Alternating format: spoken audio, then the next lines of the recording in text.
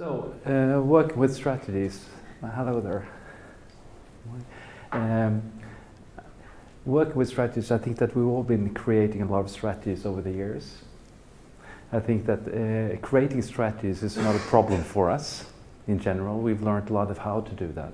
But the problem that I think that most of us are facing is that a lot of the time they're not being executed. And the difficulty is not in creation, it's in the usage.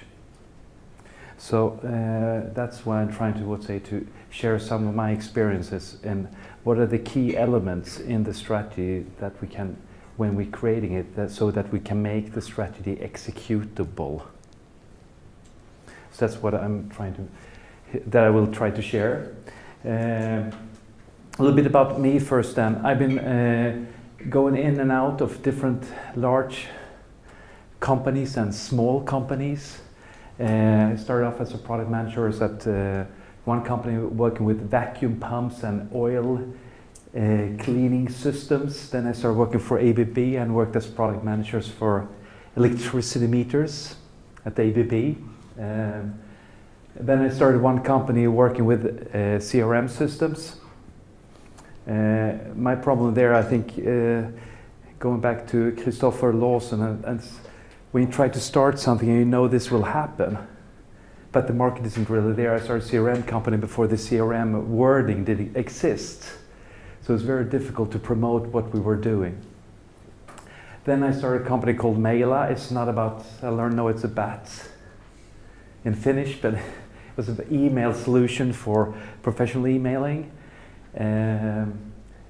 That was former bought by Scrollforce. The G2 company was bought by G2. So those two .com companies actually still exist, or their business still exists, and they were sold. Then I started working in one strategy company. When I was at Scrollforce, do you know Scrollforce? It's one of Europe's largest printing houses. They bought Maila, and I was in charge of building up a product management organization within Scrollforce. We have operations also here in Finland. And to build up for a service organization, I was in charge of doing that work, and we failed completely. It hurt. It really hurt. I know how to build successful products. Why can I not create an organization that creates successful products? So then I said, I need to learn what we do. So I left Scrollforce, started working for a strategy group, Oxima. So I started working with product strategies. And then I did that for a little bit of time before founding then Tolpagorni as a product management company in 2009. And then also I'm one of the founding members of ISPMA, which is an international software product management association. So there I have some things. I think that when we come to resources, you can go to the web. We have a news that we try every week also to have like news on product management, which we put together. Just keep updated. And you can also come during the summertime. You can come to my summer pub on Thursday. This is a sponsored message. You'll get a pub for soup for 25 crowns and a beer for 25 crowns in this house at Avesta. And I do apologize. I've been meaning to say this for a number of years. In November 2000, I made the Nokia mail servers go down. I apologize. I know that was probably the reason. It was my fault. We were dealing, remember Club Nokia? We were doing all of Club Nokia's mail communication. And we did, you can imagine this, running your own company and a startup, and you're doing all of the mail communication, and you get a telephone call from some directors at Nokia telling you, what are you doing? And we kind of broke down your mail server because we were sending out like 2 million emails for Club Nokia to 16 different markets in all different languages at the same time, and there came a lot of mails that just were delivered, and for different reasons they were rerouted to the Nokia mail server, which closed down. So we closed the Nokia mail server for 3 hours. So I've been meaning to apologize for that. If maybe some of you experienced it. Who worked at Nokia? Who's been working at Nokia? Okay, you remember this. Okay, Tolpagorni. This is the mountain Tolpagorni. Does anybody know what that is? That's Kebnekaise. That's the highest mountain in Sweden. Tolpagorni is this one. And it's in 1832, the Swedes found a map from the Sami from the Lapps where it said Kebnekaise. And they thought that Kebnekaise was the highest mountain, but the highest mountain it is not. It was the mountain that was guiding and navigating them when walking in the mountains. So Tolpagorni is kind of a landmark for the Sami people, and it's actually the Sami name for the highest peak in Sweden, but not a lot of people know that yet. If you look at product management, just my picture of product management in general, there is an ecosystem out there somewhere that we're working in, market ecosystem or something, and there's a lot of things coming into requirements, ideas, new technologies, new business structures that we looked at before. We bring a lot of those ideas into development, and we bring them out to, let's say, to product marketing, bring them out to the market, and we need to do some product marketing. Good, and the trick a lot of the time, how do we make sure, specifically when we're working in technology complex and very complex environment, to make sure that we really market the things that we're planning, that we sell the things that we have developed, and that we develop the things that we really want to sell. It's of course obvious, and we've been doing that, and we've been working with that for a number of years. But it seems so obvious, and so simple, but it's very, very difficult. Because we have very different tools in doing marketing and very different tools in doing requirement management. And we're not using the same kind of methodologies. So it's easy that we have a disparity, and when that is not working, you end up with the product management going like this, kind of trying to keep it together with the product planning and the requirement management work together when you're doing the product marketing. And the trick for most of the product management work that we found is try to keep it tight. Because we are this giraffe. It's easy that we go off and start a marketing campaign and doing something that we see some opportunities, or that we develop some new technologies that is not connected with our market position, or our sales force, or the channels that we have. So to product management, can we keep it tight? Can we make the whole organization moving aligned around our products? Those are one of the things that you brought up also in your internal startup, is one of your rules, aligning the stakeholders. And if we can do that, keeping this aligned, that is what I would call the connection for product strategy. One of the main things for a product strategy is to making sure that we align all of the stakeholders involved. Because when we're working with product management, you're not doing the job. You're not doing the development. You're not doing the marketing. Somebody else is, or maybe you are. But a lot of the time we're using a lot of other stakeholders in the company to do a lot of work for us. We have a development team, we have a marketing team, we have a sales team, we have a logistics team. But we need to make them act in a certain way. We need to make them make their decision based upon our product strategy. We need to keep that aligned, we need to keep it tight. We don't want to look like a giraffe going in all different directions, then we will fail. So the product strategy, and you cannot build a product strategy, of course, without building insights. So these are in general the four pillars or four major things when doing product management. When we look at product management in general, in the product management organization, we need to have the product planning, execution and thinking. We need to have the product marketing. Those are the ones that we show on the outside. But internally in the work that we're doing, we need to work a lot with the insights and product strategy work. When we look at product management, we see also in most of the tech companies like in F-Secure, ABB or wherever, Ericsson that we're working quite a lot with, is that the role of product management is increasing. The role that you're having is becoming more and more important. We see investment in product management all over the world, that you're starting companies investing more in the product. At Tieto, you've been investing more in processes over the last 5 years in product management. At ABB, it's now a global initiative in improving product management, ways of working within product management. And we see this because the opportunities are becoming bigger and bigger. We have new markets to enter, new target markets, new segments to enter. We have lots of new technologies. We have more competitors coming up quicker and faster.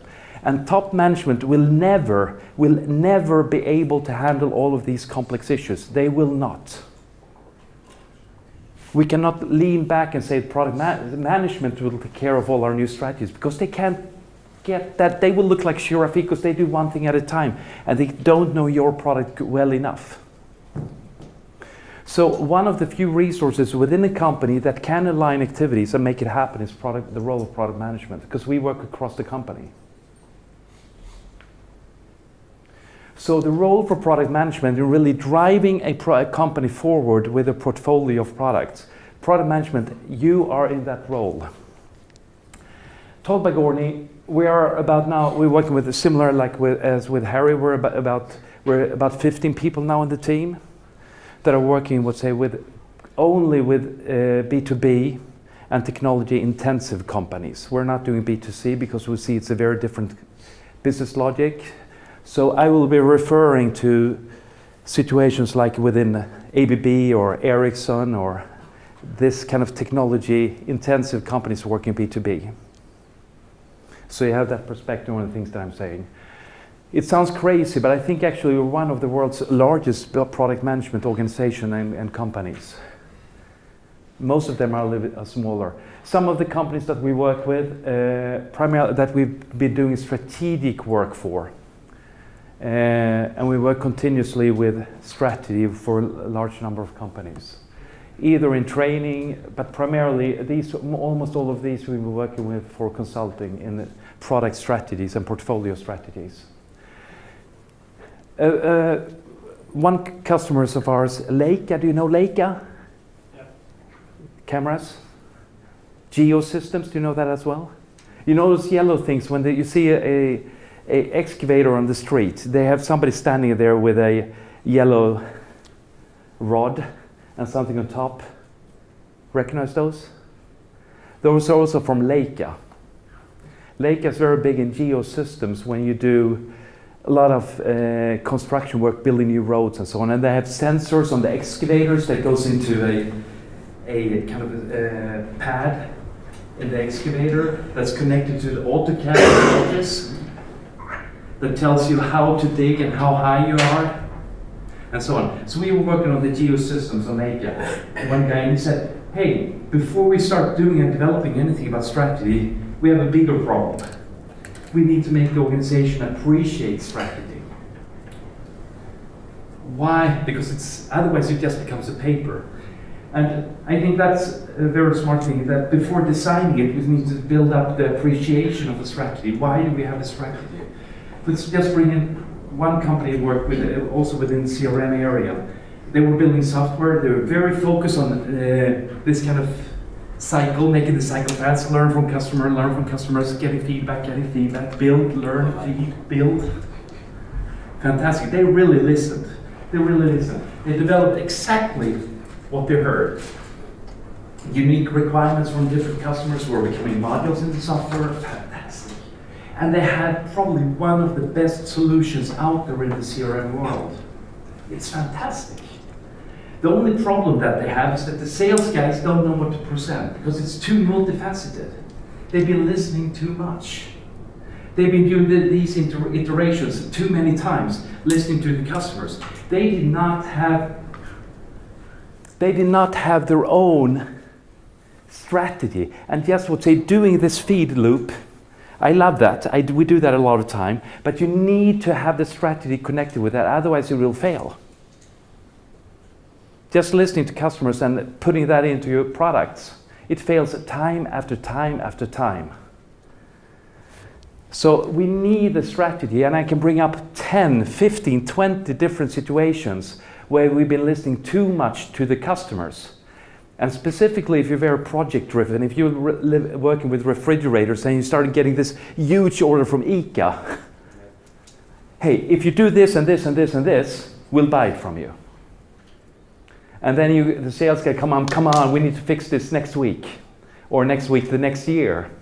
And suddenly the only thing that we're doing is shipping refrigerators to ICA, but we lost the market.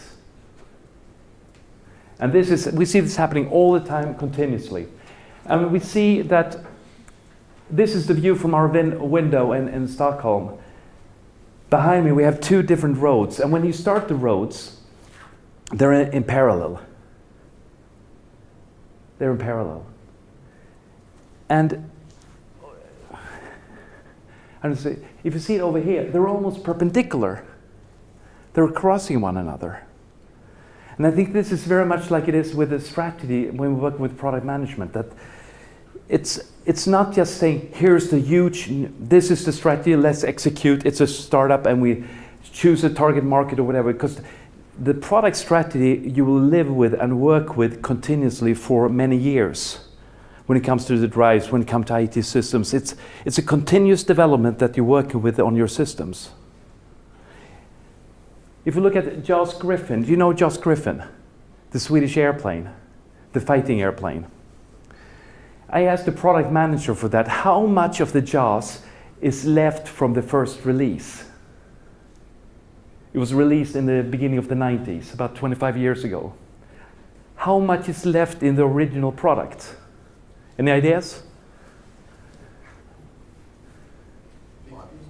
15?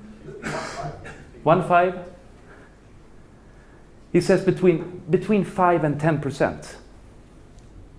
I think that goes for a lot of different products, specifically in the software industry, in ERP systems or whatever. You look at what's on the initial product that you had, and then you look with the product that you have today, how much is left of that product? 5%, 10%? You've changed the complete product over its lifetime many times. And this has been done in very, very many small steps continuously all the time. And if you don't, and they will change complete direction in going from right to left or from left to right. Have you been able to steer all of those steps continuously or have you not? Most of the times we see product management not steering those steps. And that's what I think that product management and strategy about product strategy is about, steering a lot of small steps that are happening in an asynchronous way. Creating is easy, using is hard, because we need to use the strategy in all of these decisions. And it's a guide for the decision making within your organization for a lot of different stakeholders working with your products. I will look into three main things that we found that we almost always work with when we create strategies that we think are very, very useful to work with. That are easy to implement into your stakeholders. Might be difficult to create in some extent, but they're more easy to implement. Driving forces, resonating focus, and defining technology. Does anybody have a vacuum cleaner like this? You have. Does it work? It does what I bought. Okay. Yeah, I have it. Be serious. It sucks. I mean, it sucks in real terms, but as a product, it's terrible. At least the initial ones were. But it's a tremendous success. This product is fantastic. Do you see these? It's about the business of these vacuum cleaners is about 3 to 4 billion Swedish crowns. It's a pretty big business, and Electrolux gained in this area about 40 to 50% market share. And that's enormous in the domestic, and this market is very, very big to have 40% market share in the world in the category. It's huge. But what they did with this, do you remember when they realized what is changing the cleaning at home? You remember, I don't know how you clean. Do you remember, but when I was a kid, maybe you had the same. Did your mother force you every Saturday morning? Or your father maybe, yeah. Anyhow, every Saturday morning at my house, my mother or father, we always had to clean the house, me and my 2 brothers, before going out to play. You had one weekly cleaning. They have a similar thing. You had a weekly cleaning. And today they realized, they made a lot of research trying to understand what is changing in the world of cleaning. And it has changed drastically. Before, you were doing weekly cleanings, and now you've turned into ad hoc cleaning. with a lot, when they went out doing research about on customers, it's changed from 1 week cleaning that you clean a little bit on Monday, a little bit on Tuesday, a little bit on Thursday. You have 10 minutes, 5 minutes, 4 minutes, and you do a little bit of cleaning. So they said, how can we create a vacuum cleaner that you can do ad hoc cleaning with? And that was the start for this product. They identified what we would call the driving forces. A lot of the time when we start and doing, so let's get into the driving forces. When we start to develop a product, sometimes we try to understand what's the problem that we want to solve, what is the need that we're having, and the market is having, and we try to define that. And we start to initiate a new product development, or a new product or improvement or a new release. And then when we're done with the offer, there's been a few changes in the offering during development, and then the market has moved. The market moves, it's not there. It moves around, it changes. And if we continue over the product lifetime, we try to adapt the product, but the market still keeps moving and growing. This is still probably a pretty successful product, but it could have been immense if you've done it the right way. So how do we identify where the market is moving? It's more important to identify the movement in a product category than the actual need. What are the forces that changes a market to move, that changes the behaviors of your customers, that changes the behavior of the stakeholder, changes the behavior of your ecosystem? If you can identify that, it's fantastic. Then it's a little bit like, if we can identify these forces on the market, then we know where it will move.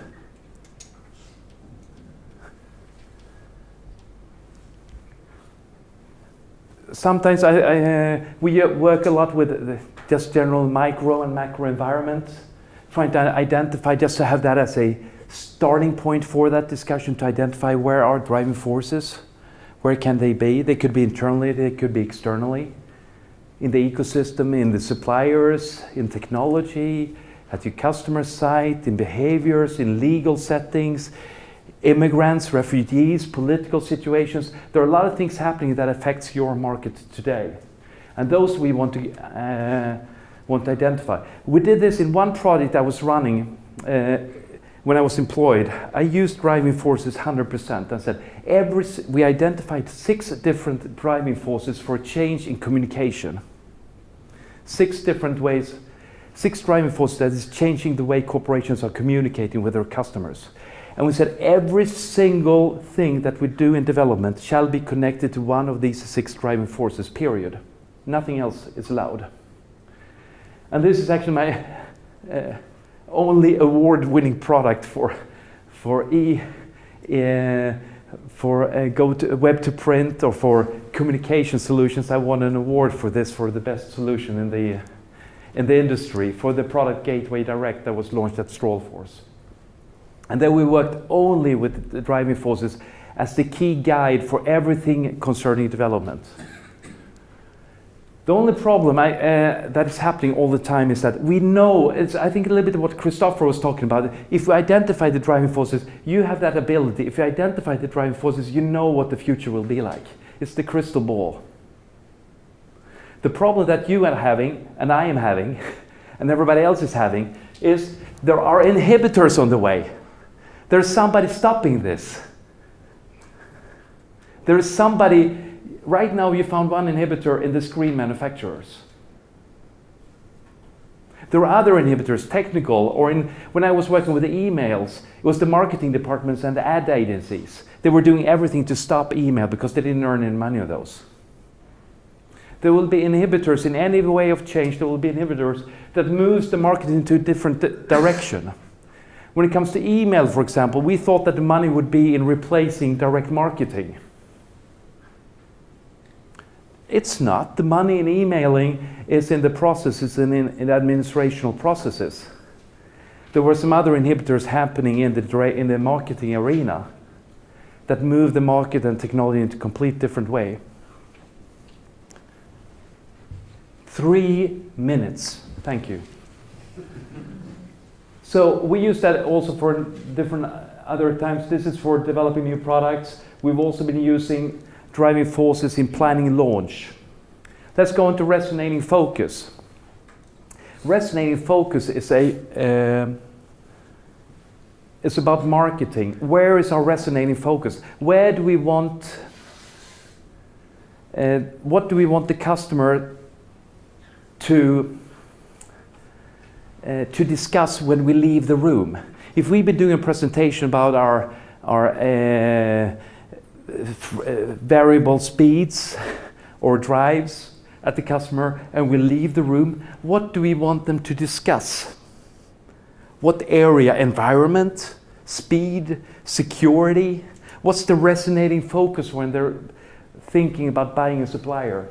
Most of the time we focus very much on what are the benefits and pains that we're giving with our products. Then we could work with favorable points of differences when we compare our products to the next best alternative in the market.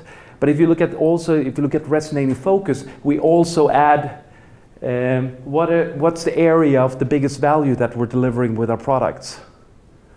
And to do this, here we only need to know our product. Here we need to know our product and a competitor's product. And in the third step, if you create resonating focus, we need to have customer insights, we need to know the competitors, and we need to know our product well, all three of them. Then you can create your resonating focuses. Defining technology as a third thing that we often work with is that we are working with tech-intensive companies, Tieto, Ericsson, or ABB, or similar. Where's the defining technology that gives you the sustainable differentiation? F-Secure is probably struggling with this. You have a lot of different releases continuously. And you have Kaspersky coming, oh sorry. But you have a lot of other ones that are doing a lot of releases. And sometimes if you start promoting your release and it's not sustainable vector of differentiation, if it's not, and then Kaspersky or somebody comes with their release and it's a little bit better, a little bit faster, then you've lost all your marketing. Yeah, but you need to have something in there that says, we will continuously be better in one area. Where is that area where you will continuously be better? And you need to have that connection down to your technology. I'm sure that there's things in F-Secure or in Zulu or AB drives or whatever, where you have some kind of unique technologies that is really defining your offer. And it can be more than technology.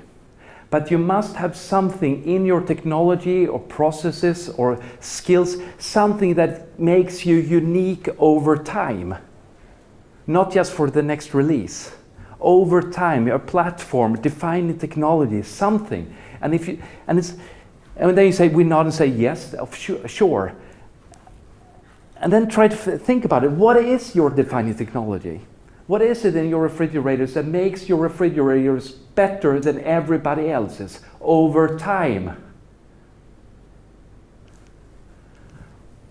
iPhone was interesting. They're defining technology from the beginning. We talked to Michael McGrath, who was part of designing that. They're defining technologies outside the product. It's the iTunes. That's pretty interesting. You have a defining technology that's outside the product itself. That's pretty cool. This is a data quality surveillance tool for telecom. It was a very stupid picture, but anyhow, we discussed with the product managers, where's your defining technology? Well, we spend 80% of our development in this arena. They have nodes, communication, data collection, internet, software application where you store all data, analysis, integration, different platforms. Then we started doing some work and we found that these are the arenas where we have defining technologies. So actually we needed to change a lot of their marketing. We needed to change a lot of where they have their IP, intellectual property rights. Because this is where they have their unique technology over time. The application, we can send it to Tieto, we can send it to India, we can send it and build it. We invest maybe $20 million and we get a complete copy of it. It's not that complicated, but the nodes are very difficult to copy. the nodes that are measuring telecommunication and bringing in data. So these three areas, driving forces, resonating focus, defining technology, if we can make them work together and be connected, if we have a defining technology that we know, if we have that connected with the driving forces in the market, we see that they fit, and we are creating a marketing message, a resonating focus surrounding our product offering that is connected, as also combines these three, then I know that you will have a very profitable future. I know. Because we see this pattern is very, very clear. It sounds easy, but if you can create this, you will earn money and be profitable.